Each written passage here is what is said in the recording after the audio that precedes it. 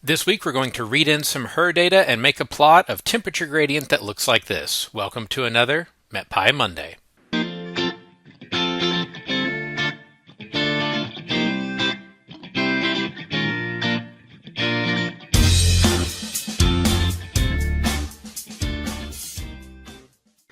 Hello, I'm John, a software engineer for NSF Unidata. This week I want to pull down some weather grids using HRRB, and then we're going to make a temperature gradient calculation and make a plot of that. This is going to teach us several things about working with gridded data and grid spacing. So first we've got a pretty good size block of imports that we need this week. So from datetime, I'm going to import the datetime object. I'm going to import numpy as mp, import matplotlib.pyplot as plt, import cartopy.crs as ccrs for a coordinate reference system, import cartopy.feature as cfeature from HRRB. Going to import HRRB, import metpy.calc as mpcalc. From metpy.units, I'm going to import the units registry. And finally, from metpy.plots, I'm going to import US counties. Oh, and we've got matplotlib. There we go. Okay. So first thing we need to do is get our data. We're going to use a pretty classic Southern Plains weather case. We're going to use April 20th, 2023. I'm going to pull the 12Z chart, and what we're going to do then is use that to talk about grid spacing.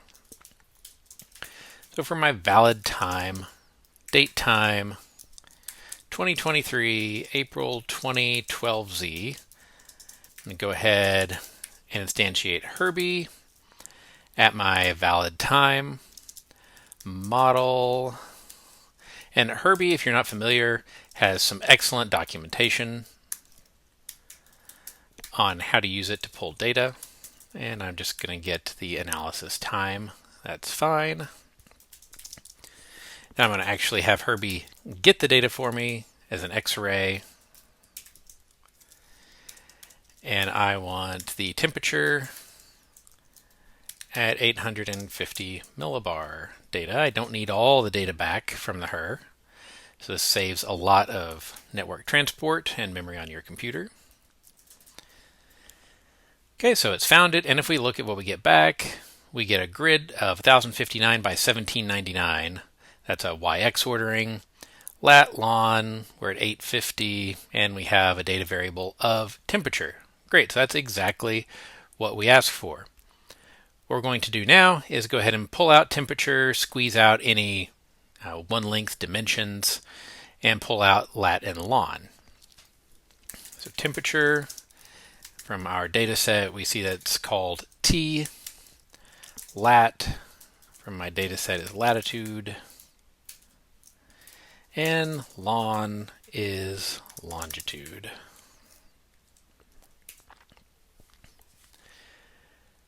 Okay, I'm going to go ahead and create my bounding box. We're not going to subset the data. You would do that if you needed to save some computational time. But I'm just going to go ahead and create it here. So we'll have it for when we're plotting, or if we decided we wanted to subset if it was taking too long to plot, for example. And then I'm going to go ahead and attach units to temperature. And we can do that using MetPy quantify. So temperature is going to be temperature.metpy.quantify. Again, using my tab completion to save me some effort. So now we're going to talk a little bit about grid spacing, and we're going to use lat-lon grid deltas. Why do we need to do this? Well, the latitude and longitude arrays that we get back tell us where each grid point on the Earth is, but they're angular coordinates, and we don't care about temperature gradient in terms of angle. This is especially true if we're going over large amounts of latitude, because that changes the physical spacing quite a bit. So we care about distances. That means we want the actual spacing between adjacent grid points in meters. And to do that, we can use lat-long grid deltas. A lot of work went into this, and there's lots of information in the documentation about what's actually happening in here to make this happen and make it correct. Okay, so I'm going to take ln and lat and run that calculation. So I'm going to print temperature shape, temperature.shape, and let's make that an F string. Now let's look at dx and dy. We want to look at their shape as well. Okay, so our temperature shape we saw earlier is 1059 by 1799. In X, we get 1059 by 1798.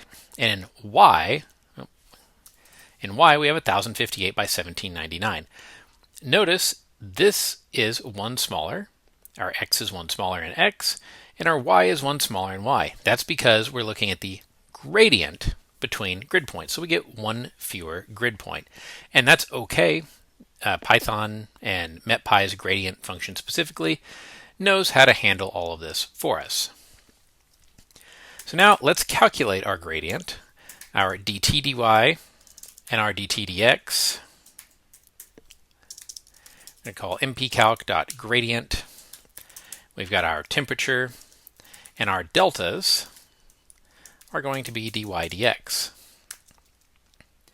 And then that gives us dt dy dt dx. We just want a gradient single number there, so we're going to calculate the temperature gradient as the square of those, the square root of that. So we're just looking at a magnitude of the vector here. We don't really care about the temperature gradient direction in this case.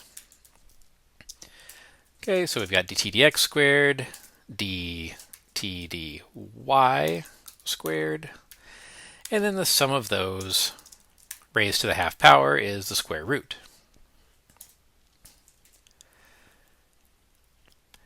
Great, so we're getting close to ready to make a plot, but we need to convert into something that's a little more useful for a plot. Right now we have Kelvin per meter. That's probably going to be a very, very small gradient, right? Let's look at something more like Kelvin per, say, 100 kilometers. That's going to be a little bit more useful number, I think. If we look at our temperature gradient now, let's just verify that hypothesis. Yeah, these are teeny tiny numbers, and their units are indeed in Kelvin per meter. That's what we expected. So let's create a temperature gradient, 100 kilometer.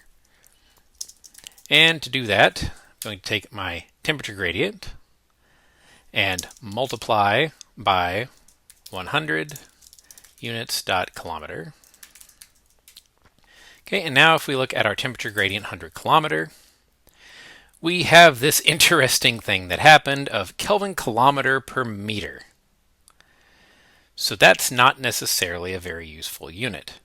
What we want to do is just get this to Kelvin. How many Kelvin per 100 kilometer? So to do that, we're going to take our temperature gradient 100 and call .2, and we're going to convert to Kelvin.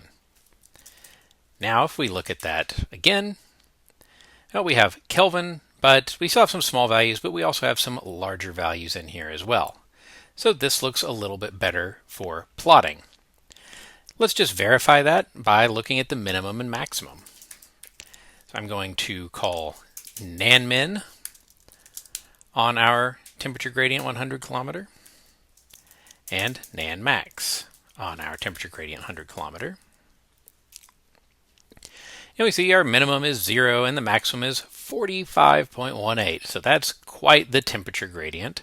And now we're ready to make a map. So make a map is exactly what we're going to do. Next week, we're going to take this gradient that we've calculated, plot it on a map with contour F. We're going to talk about contour F, and see what we can do to dress this map up a little bit and make it look really nice. I'll see you on the next MetPy Monday.